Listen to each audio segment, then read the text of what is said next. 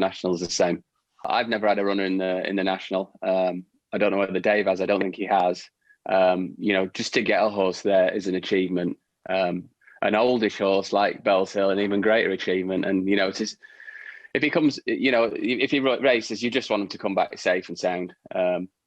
But what a buzz to see him jumping those fences it'll be if it happens. Do you know what you're doing on April the 10th? Do you know where in the world? You're in America at the moment. Do you know where you're going to be at the beginning of April?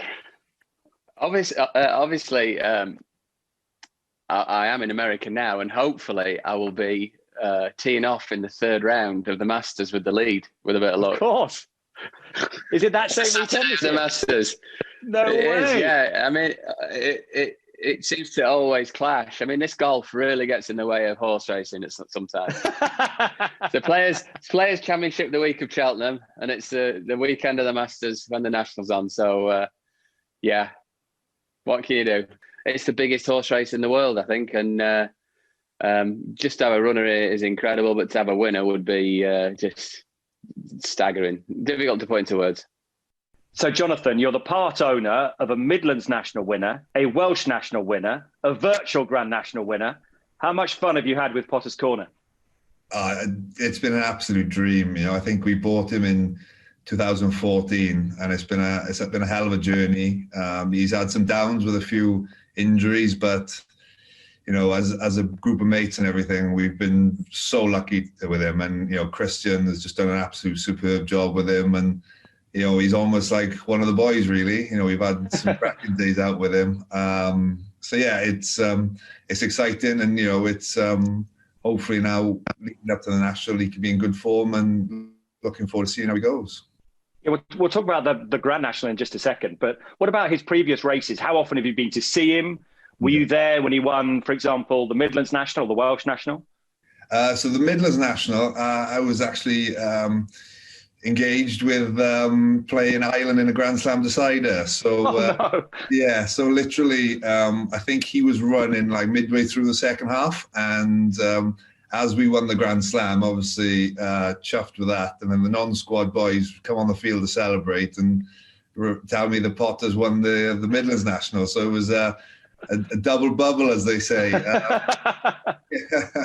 No, it was great. And then the Welsh National, I was actually injured, so I was able to go, and I had a big brace on my knee. And then when he jumped the last, I had to hold myself back from jumping it with him. It was a great day, the Welsh National, to be there and see him run, and obviously Welsh trainer horse and everything. And yeah, I know the days out we've had with him have been superb, and we couldn't have asked for a better horse, and we feel extremely lucky with the wins we've had with him already, and we can't ask any more of him. But if Potter turns out on April 11th, and lucky enough he wins it, comes home safe, yeah, God, yeah. We feel like we cheated the system. We had a punt on a horse. Christian said he's found the horse, and we've done extremely well with him. So it's something probably that we look back with extremely fond memories. I wonder who'll be standing here on the afternoon of Saturday the 10th of April weighing in as the winner of the Grand National. We're going to head to the hallowed turf of the weighing room to unveil the weights of the race sponsored by Randox. Here are the trophies from their first 3 years, and their owner and managing director is Peter Fitzgerald, and they've had quite a year.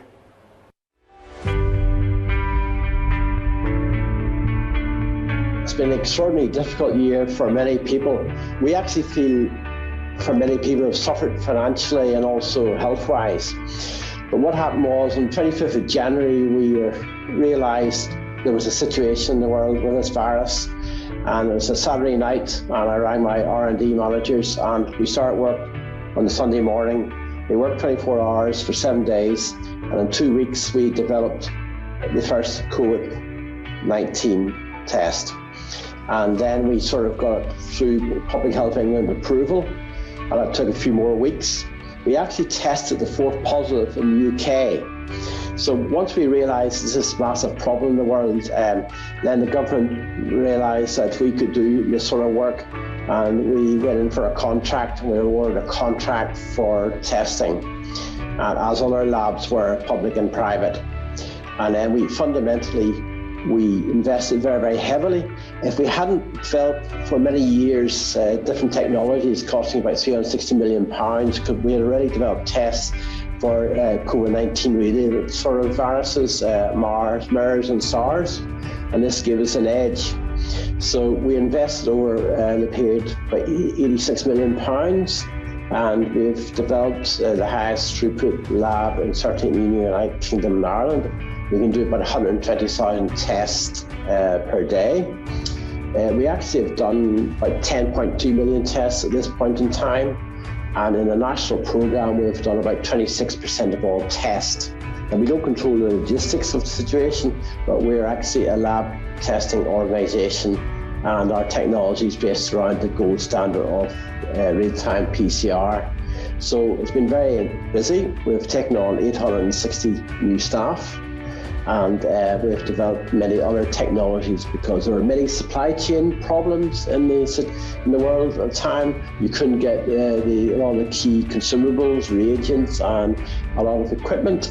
So we actually developed a lot of our own reagents and equipment, which are not manufactured in the United Kingdom or Ireland. So we invested very, very, very widely and very, very fast.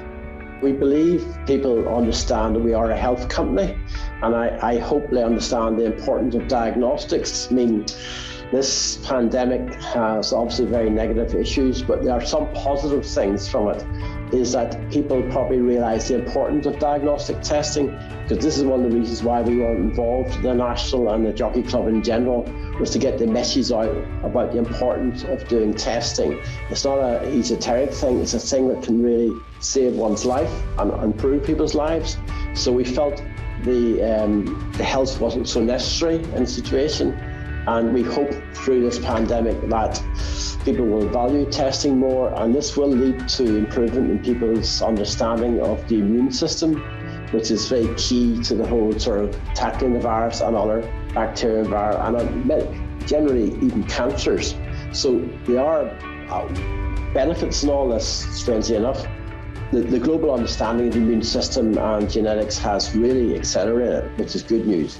We're very excited. It's such an iconic event, and it gets out to so many people throughout the world and gets the message in. And we were keen for people to find out what Randox does, and this is part of spreading the message about diagnostics. And we do think the National is a great opportunity to do so. We're very, very pleased to be involved for another, well, it's really another 6 years effectively, but another 5 years to contract, yes.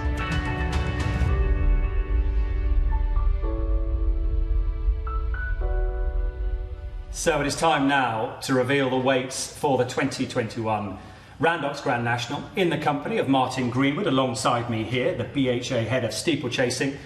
And on Zoom, fingers crossed, our two Walshes.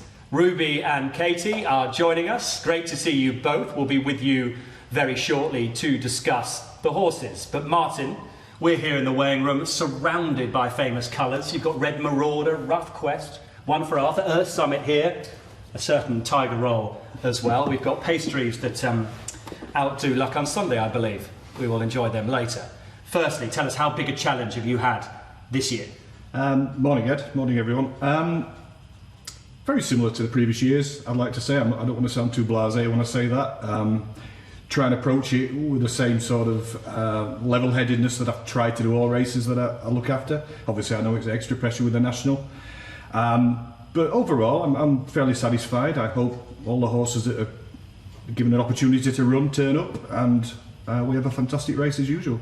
So let's start with 70 as the first horse in. We're going to do them in chunks of 14, Martin. And when we look at these, what sort of number are we looking to be at to get in?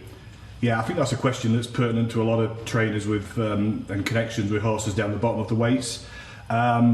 Sort of historically, and using an average over the last few years, you're looking around the early 70s, 71, 72, which is approximately 10 stone 9, 13 at the minute. This is not a given, obviously, depends which horses stay in the race, but I would say around that area. So when we look at the graphic, you'll see Captain Nor number 70. We'll speak to Christian Williams in a second. You think that will get in? I think it's going to be around that area. That's going to be the cusp area, 142. but obviously there's 10 horses on 142, and you might want to get to the top of that list if you can. Ruby, you can hopefully see the horses there. The one that jumps out to many of 10-1 will be the Welsh Grand National winner, Secret Reprieve. Would you agree? Oh, definitely, Ed. He's a very lightly raced horse. He's only had 9 runs in his life, a couple over hurdles, 6 starts over fences. Was a really good winner of the Welsh National. Runs in the colours of Mr. and Mrs. William Rucker, who've had great success. Well, not success, but had near misses in the National in the past with Kappa Blue and State of Play. So they're big supporters of the race, and they're probably due their turn, really. Yeah, they are. They've certainly had some near misses so far. Right, let's move on to the next batch of 14. This one will go from 56 to 43. And Katie, Cloth Cap is amongst this selection. Is he rightly at the top of the market, do you think? Oh, he definitely is. I thought he was very impressive in Newbury the last day. Trevor Hemmings, obviously we heard him speak about him earlier, and he's synonymous with this race. I'd say Trevor's a bit of a lucky charm, to be honest with you. He was super the last day with 10-1, gets in a nice weight with 10-5 on his back, and it'll be interesting to see who'll ride him. I'm sure John Joe Jr. will be working hard to be able to get down to that sort of weight. And having gone around there successfully yourself, how big an achievement for Vieux Lion Rouge, who's amongst this section, to have jumped 223 of these great fences without falling? Oh, he's absolutely brilliant. I mean, he always seems to shine in Aintree. I think he's ran in 2 nationals at this stage, and he was brilliant back in the Beecher. And I'm sure there's lads in the weighing room who'd actually pay to ride him. You know what I mean? He'd give you a lesson. Just fold over, put your finger in the next strap, and away with you. Enjoy it. He looks absolutely super, and it just shows he's a model of consistency as well as regards soundness for a national hunt horse. And he's going to bounce back here again, and hopefully give whoever rides him another great spin. But another nice weight, and he's back at 10-5. And Ruby, we go from Farkless here off 10-3 up to Potter's Corner, who's won a Welsh Grand National, impressive in the virtual one as well. Who stands out for you? Farclas definitely does, Ed. I mean, he's a trial hurdle winner. He was placed in both the Leopardstown Chase and the Paddy Power Handicap Chase this winter in Ireland. He's a class horse, and maybe Cabaret Queen. I know mares don't have a great record in the race, but a mare's going to have to win it again soon. What do you make of some of those? The conditional will be suited going left-handed. You didn't bump up Potter's Corner for his performance in the virtual? It's funny, I nearly rang Christian and suggested a £6 rise for the virtual Grand National, but I don't think he'd have appreciated that. So I've left him on 149, which is slightly below the mark he was on last year. Interesting horse. Agreed the conditional was a horse with good form in big field handicaps. Cloth Cap obviously beat him in Newbury. A very impressive win. And Secret Reprieve, I think Evan Williams had a great season. He was well in when it won the National, but in Chepstow, but jumped for fun. Very progressive, and I would imagine every chance of getting in the race. Just explain, we'll come to horses that still need to qualify in a moment. What about horses with the opportunity to go up the handicap? Yeah, it's a good point that some connections may not be aware of. When we've got a big block of horses, shall we say 142s, horses who are due to go up in the handicap in the future will take preference over those still rated 142 and those who are dropping from 142. So if you're right on the cusp, any rating adjustment going upwards will be in your benefit. The next batch we look at, 42 down to 29. Again, when we look at these, Martin, the Irish are dominant, aren't they, in these entries? Yeah, they've got almost 45% of the entries, and obviously on the day they'll probably have roughly 50% of the runners. They've done very well over the last few years, and they've got horses entered from top to bottom, basically, including the Jam Man, who's probably well known to a lot of people, done very well. So they take it very seriously. Any second now, Katie, of 10-9 for someone called Ted Walsh. Is the National the plan? I think it's been the plan. It was obviously the plan last year as well. Unfortunately, he wasn't able to go. Obviously, with COVID, obviously hasn't been straightforward.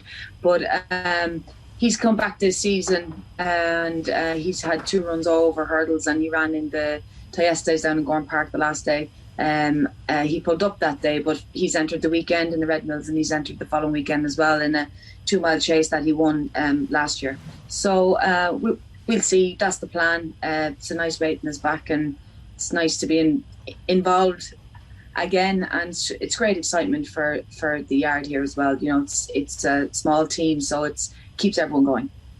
And did you watch earlier in the show? It must have brought back a few memories with Hedge Hunter, Ruby. Was that you and Jennifer giving him a kiss? I was giving Pappy on it, sir. Yeah, definitely. Even the music, you know, the VT coming in, and I think you get shivers up your spine. There's just something about Aintree, you know, it's really special, and it's nothing but great memories for me as well. And yeah, I can't wait for it to be very different this year, obviously, but hopefully, all fingers crossed, it's all systems go. And Ruby, what chance do you think your dad might have? I think he's a good chance, Ed. He's obviously a Kim Muir winner, but just on a point Martin was making about how serious the Irish take the English Grand National. I mean, the Randox Grand National is the only £1 million jump race in the world, and that's why it's taken so seriously. Not alone is it the Grand National and all the prestige, but it's a really valuable race, and there's a lot of horses in here that look like they've been targeted at it. Milan Native, who won last year's Kim Muir Chase and had a good run behind Manila Indo and Wexford early in the season, will be of interest for Gordon Elliott with 10 stone 6. Paul Nolan's Discorama was third in Cheltenham last year behind the conditioner. He's in there off a rating of 148. He'd be another one with a good chance. But like, there's so much goes with the Randox Grand National, and the prize money is massive, and that's why a lot of people on this side of the Irish Sea take it as seriously as they do. Any interesting ones there? Any particularly progressive horses in that batch? Probably not too much in that batch, obviously, but some of the horses already mentioned are going to be very interesting, and I think we'll probably find even more interesting horses as we go up the list. Okay, let's move on to the next batch of 14. We are getting close to the top weights. This one will take us from 28 to 15. As we look at these, Martin, just explain the qualifying situation for some horses. Yeah, this is a very important thing that some connections are unaware of. You've got to fulfil 2 qualifications in the Grand National. One is you've got to run in a steeplechase in the current season, which, for instance, Burrows Saint hasn't, Annabelle Fly hasn't, Torquay's Cheap hasn't, and you've also got to fulfil a distance criteria of finishing the first 4 23.5 furlongs or above in your career. So that's up until March the 22nd. So if you don't fulfil that requirement, you will be withdrawn. Ruby, we heard from Lee Westwood earlier. Be a great story if your old friend, really, Bells Hill, could get to Aintree. Could he roll back the years? I could, Ed. I think Martin has given him a chance. I mean, dropping him from a rating of 168 when he won that Irish Gold Cup back down to a mark of 153 today. He's only had the one run for his new connections. That was in Haydock behind Bristol de Mai in the Betfair Chase. But he's a high-class horse who could take to the place. He's a good jumper, and he's a lot of ability. And look, obviously Burrows Saint is one of those horses that hasn't met the qualification criteria yet, but he will be intended to run next weekend in the Bobby Joe Chase at Ferryhouse, which means he qualifies, and obviously he's a previous Irish Grand National winner. Now, I thought when they got off him in Ferryhouse in 2019 after winning the Irish National that he had English National written all over him, and I think the Randox Grand National is his race. Where do you stand on Bells Hill, Katie? Yeah, it's interesting points Ruby's have to make, and I think he's going to have to fire back. I think he's going to have to pull it out of the bag. I mean, obviously he has a nice weight on his back, and he's been dropped down in the handicap as well, but he's going to have to pull his socks up, I think, to be involved in a Randox Grand National. And what about Magic of Light, Katie? Second a couple of years ago, a little bit higher this time around in the handicap. Yeah, a little bit higher this time around. She's a magic mare, and you know they've done a great job with this mare because she's I know she has trouble with she used to have. She actually only has one hip on one side, and they've done a great job with her to get her to move and to jump the way that she does. And Jessie has basically had more. She goes over and back from England to Ireland all the time, and she ran a cracker behind in a hurdle race last day behind Skelton's mare, Roskiana. But she's a very good mare over fences as well. She went and she won around Newbury as well. She was uncontested that day, and this has been the plan. And she was a bit of a shock when she rocked up, ridden by Paddy Kennedy that day back in 2019. And you know, but she kept going. She was ridden handy every step of the way, and she jumped and she travelled. And if they can get her back in that frame of mind, which she is gone down the same campaign, she has been gone down, it'll be all the systems go, and she might have a bit more weight on her back. But when she's in the right frame of mind, she's a very good mare. You can see Kimberlite Candy in that section as well. We'll look at the betting later with Betway, one of the favourites as things stand. Here we go. Let's reveal the top 14 and the top weight and what Tiger Roll has got in the Randox Grand National. The French horse is off 10.13. One for Trevor Hemmings, off 11 stone, is Lakeview Lad. Then Definitely Red, Ballyoptic, Yala Enki for Paul Nichols, Battle Over Doyen 11.5, Chris's Dream 11.7, The Storyteller 11.8, Tiger Roll is off 1.66, 11 stone 9. Presenting Percy off the same mark. Delta Work won't run. He is injured. York Hill, who you saw earlier on, is retired.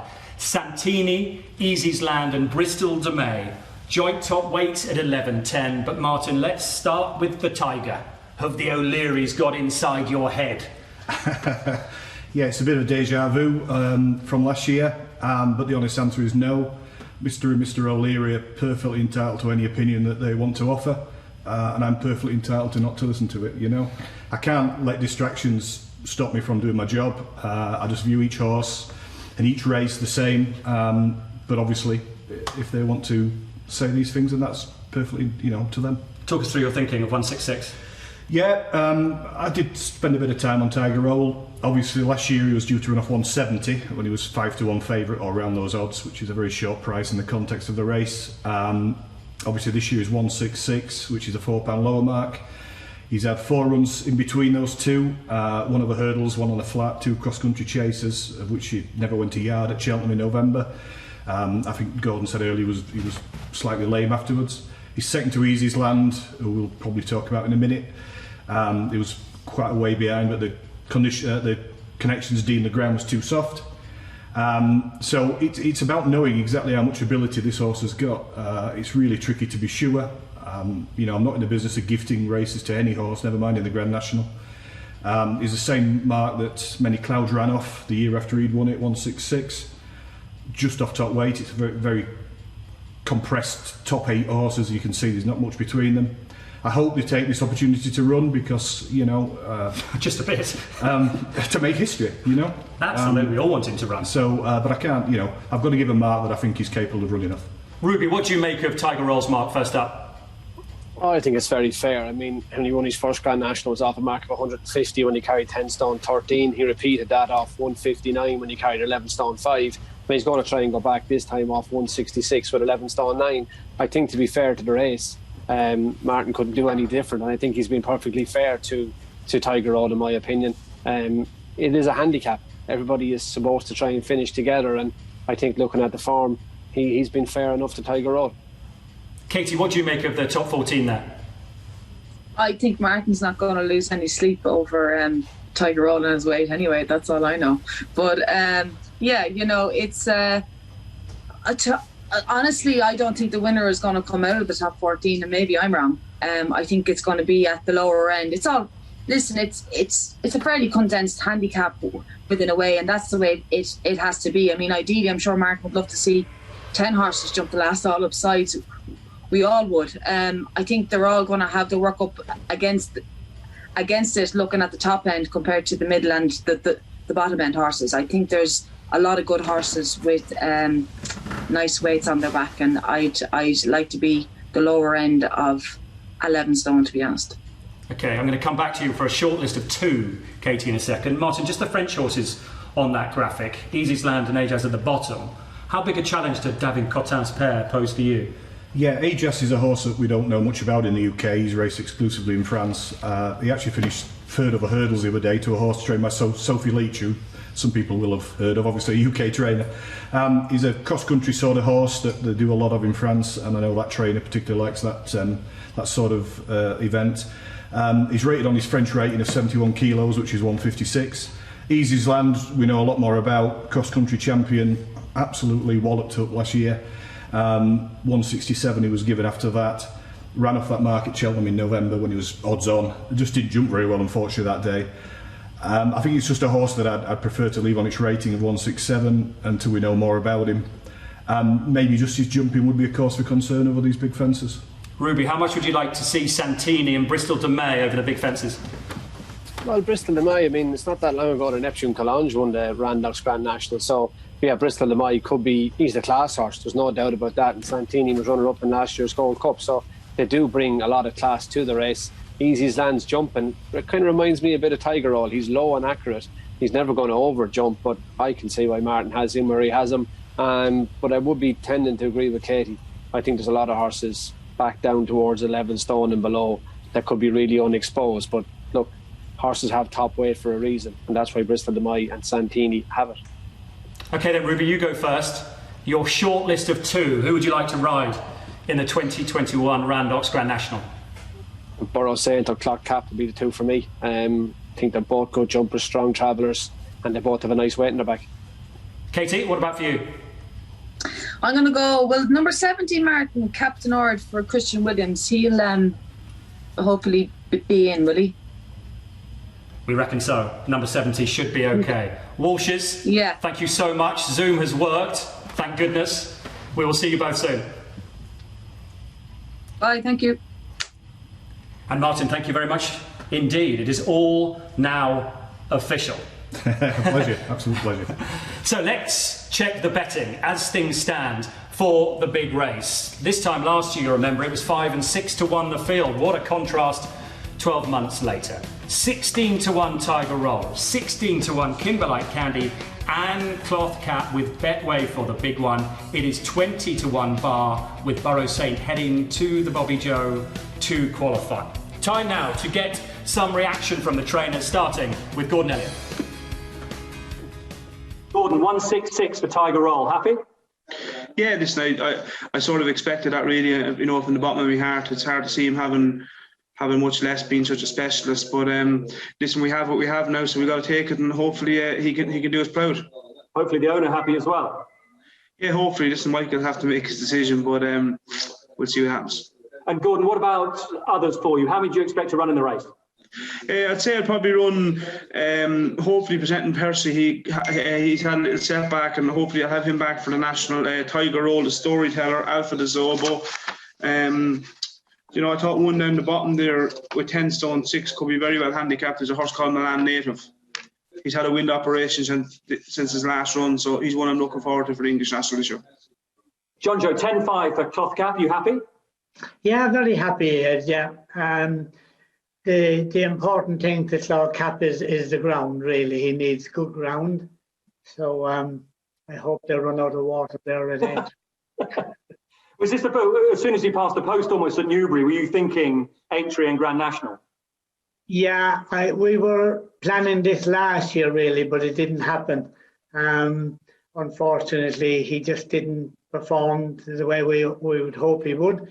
But this year he came back in great form, and he's a stronger horse, really, all over.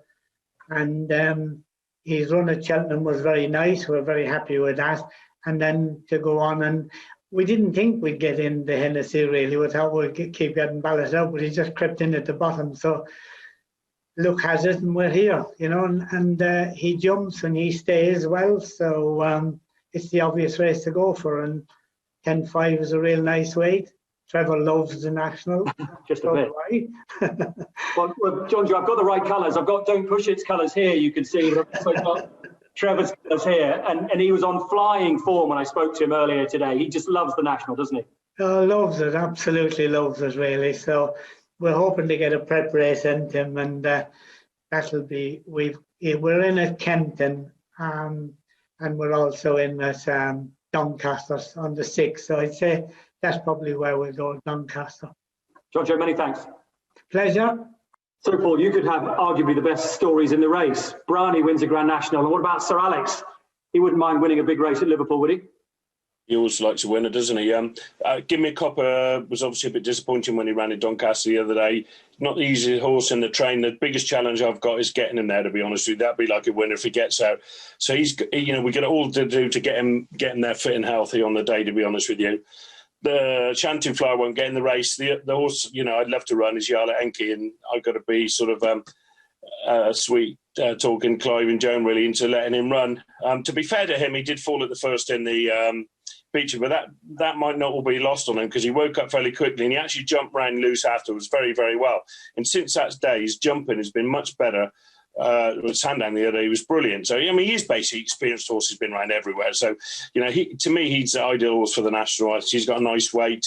So, yeah, it's just a matter of persuading Clive and Jones to let me run him. Christian, Potter's Corner, a bit disappointing again on Sunday. How is he? Yeah, he seems okay at home. We thought he was well going into the race.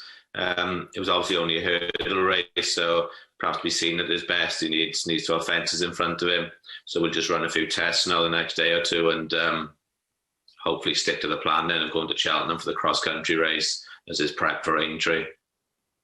And then you've got Cap du Nord, who's number 70. Bit of an anxious wait with him as well. Yeah, he's a horse we'll be looking forward to running. He could be unexposed to the trip, and we think his style of jumping will suit Aintree. So we'd be quite excited about Cap du Nord as well.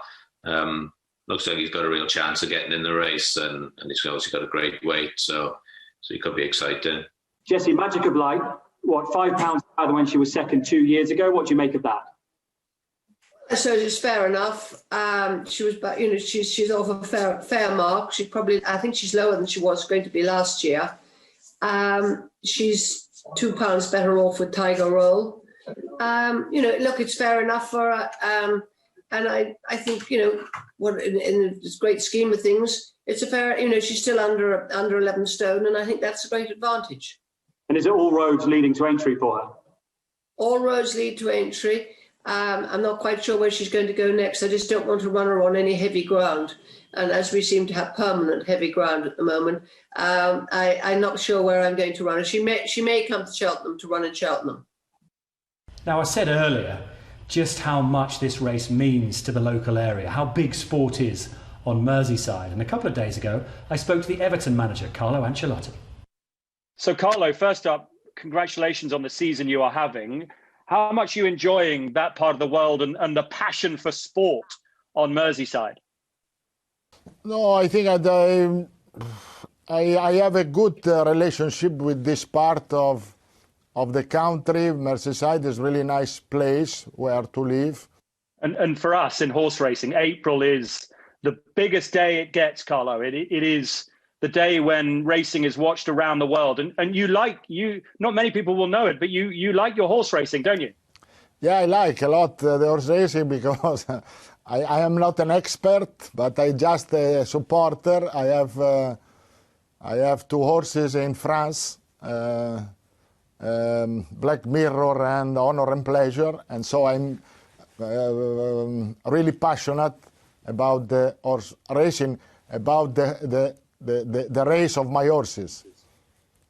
And Honor and Pleasure is very good, beautifully bred too. Yeah, he started really well. He won the last race. I hope that he's going to win again. And does it give you a buzz being a winning owner, same buzz as winning a game as Everton manager? It's really difficult to say, but I have to say it is an emotion. It was an emotion to watch my horse win a race. Carlo, we need to get you involved in racing in this country. Maybe own a flat horse or a jumper in England, perhaps one day. Why not? Why not? Excellent. Now, let me ask you about the Grand National. A quiz question for you, Carlo, to test your racing knowledge. Do you know? We know about Calvin Lewin as a hat-trick scorer. Do you know the horse that's going for a hat-trick of Randox Health Grand National wins this year? Yeah, I know. Tiger Roll. Spot on. And it would be amazing. And we can't wait for everyone to return to Aintree. And one day, Carlo, will you come and watch the Grand National if you haven't got a game on? For sure. Thank you to invite me. Carlo, thank you so much. And good luck for the rest of the season. It was a pleasure. Bye. Thank goodness Carlo Ancelotti knew Tiger Roll. Now, the one sadness this year is that Aintree chairman Rose Patterson won't be with us. Rose passed away in June. She did so much for the great race. Rose was a beautiful person inside and out, kind, caring, passionate about Aintree, the local community, and the Grand National.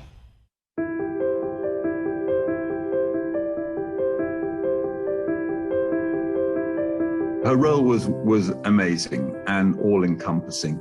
And I think it was remarkable to those who could see it. Many people couldn't see the totality of it. She was excellent with the staff, and that didn't mean whether it was full-time people, part-time, those people who just came for the big occasions, the big days. but also the owners, the trainers, all the stable staff. She had a wonderful manner and was loved by everybody. But her enthusiasm and interest went much wider than that. Horse welfare was very important to her, and she was a key part of the team that is looking at maintaining welfare for horses and improving them all the time. So that was important. But she also worked tirelessly with our charitable partners, whether that was Park Palace Ponies, where, as you know, she kept the horses during COVID, the first lockdown, but also Alderhay Children's Hospital, Everton and the community, local schools. That was all part of her work, and she worked tirelessly. And then I think the other thing that we all saw was the love that she had for Owen and her children. That was very, very important to her, and she had great pride in their achievements. And so that, I think, makes the whole situation so much sadder, and we just can't understand it. But what I'd finally like to say is that from the perspective of everybody on the committee, we shall miss Rose, and racing at Aintree will never be the same without her. Fundamentally, to us, Rose is central to everything. I mean, she was our key it's our contact point. We believe she's an extraordinary person. She believed in doing good always, and she always wanted to help people.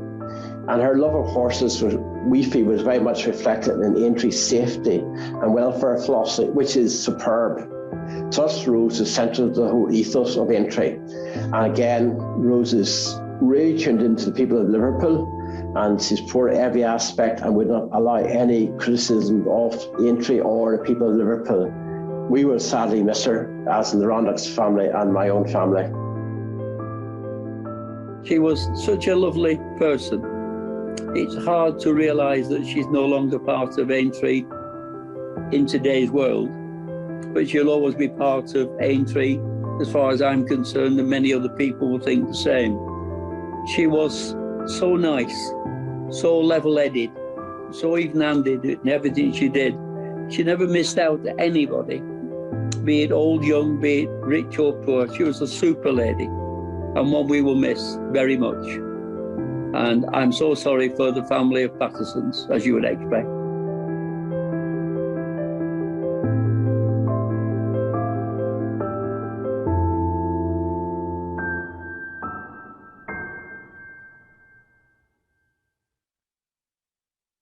And a new charity in her honour will be unveiled during Grand National Week. Well, that's it. We know the weights now, and we look forward to the Grand National, which, after everything we have been through over the last few months, will be bigger than ever before. We look forward to welcoming the world to Aintree in just over 7 weeks' time. And to finish today, something very special.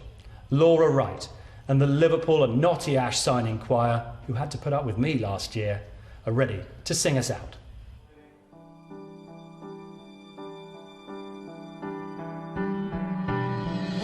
There was a way to get back home.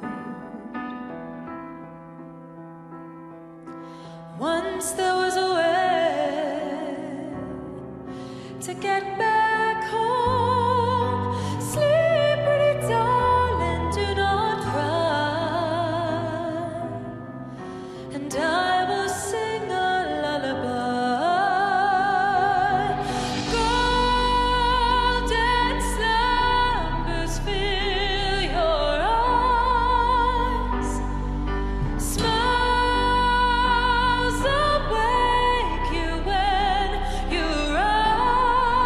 Sleep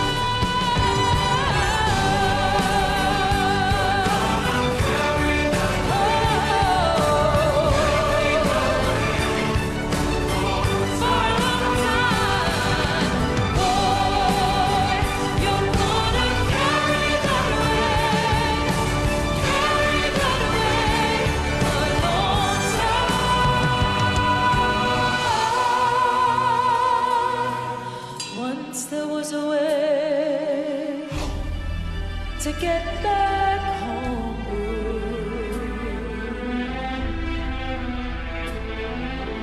Once there was a way to get back home.